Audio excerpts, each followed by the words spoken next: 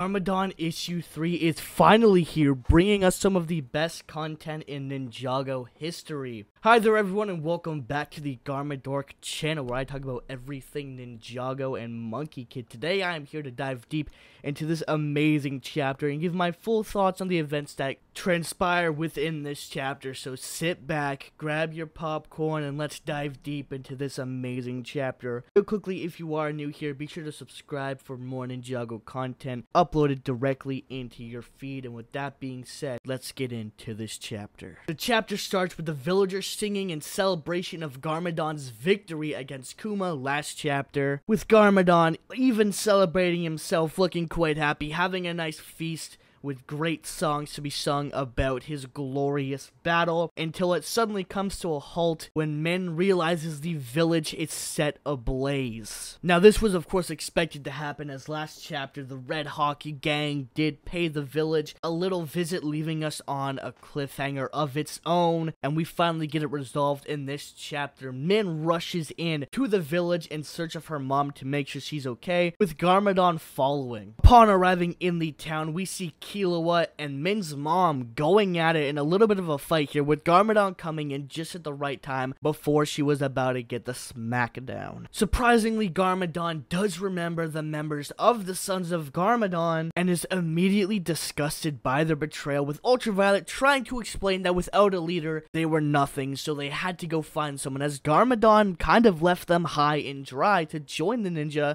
in the Battle of the Oni, trying to give the impression that they had no choice but to find a brand new leader, that Lord Margra. Now, I don't know if I'm saying that name right, so we're just gonna go with that. Garmadon, not knowing who that is, soon finds out very fast who Lord Margra is, as he arrives to the battle within that second, immediately ready to smack down with Garmadon, immediately sending Lord Garmadon flying, dropping Garmadon's drumstick. I could actually go for some KFC myself if I'm being honest. Garmadon orders Ultraviolet to find it, and of course the Sons of Garmadon immediately fall back in line, proving that Garmadon might still be on top. Unbothered by this, Lord Margal just seems to brag about how he's taken over this side of Ninjago. Garmadon, being the Chad that he is, has already forgotten his name, and so ensues an amazing epic battle throughout the village, and the villagers looking forward in horror as they see two overpowered gods fighting it out, realizing that they might have made a mistake bringing Garmadon, as it's brought nothing but destruction to their village. But Min disagrees, as she points out how many times already Garmadon has saved them,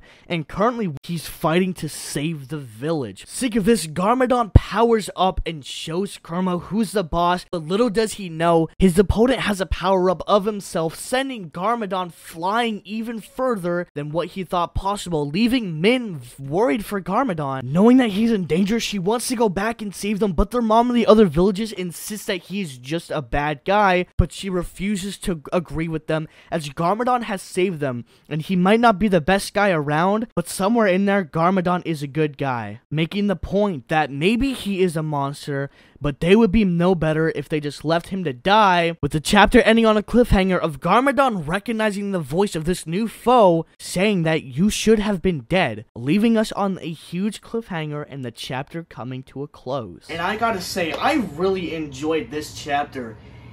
It was great to get introduced to so many new things and finally see what this villain can do, and also adding to the mystery and lore of the Ninjago world and Garmadon's backstory, almost proving my point that after Crystalized we don't need the ninja, because there's so much other stuff in this series, so many spin-offs and stories that can be told, that I want more of these stories. I want more comics like Garmadon. I want a show like Garmadon, because there's so much to this world that we don't know, that revolves outside of our main ninja, and I can't wait to get into it. This chapter gave us so much great stuff, let alone amazing action and art. The art in this series has been nothing short of just amazing and phenomenal, especially for what you can do with figures, with Lego figures, and making a comic design based off of them. The artist and writer has done an absolutely outstanding job, and I truly can't wait to see where this comic goes. We only have 2 issues left, I believe. I believe it's only going to be 5-issue run, and I'm excited. It's so far so great, and I can't wait to see how this ties in to Ninjago Crystalized or a future Ninjago season, because Garmadon is coming back in Crystalized, right? So I'm excited to see exactly how the Garmadon story will bring him to where he is now in the comic to Crystalized, and I think that's going to be something really, really exciting, and makes me think that we might not get Crystalized Part 2 until the run of the Garmadon comic is over, because, I mean, Crystalized Part 2 might spoil Garmadon. It might spoil the ending of Garmadon, so we might have to wait for Crystalized Part 2 a little bit more. But I'm really enjoying this.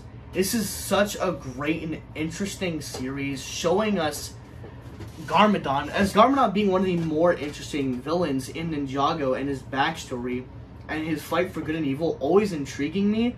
I'm excited to see where this goes, and the character of Min almost believing and kind of having that weird relationship that some villains have with a certain character. I don't want to say father-daughter kind of relationship, but she's almost going to be making him a better person. At least that's where I think the story is going to kind of be heading, and I'm just excited to see what's going on here. And I'm excited to see who this villain really is and why Garmadon recognizes his voice and thinks he should be dead. And does Wu know of this person too? I'm assuming Wu might know of him, but I just can't wait to see where this is going to go, and how this will develop, and how this will go merge with Ninjago Crystalized. With that being said, if you guys did enjoy this video, please remember to leave a big thumbs up, and of course subscribe for Ninjago content coming your way all the freaking time.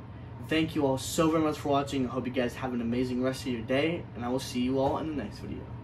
Peace out.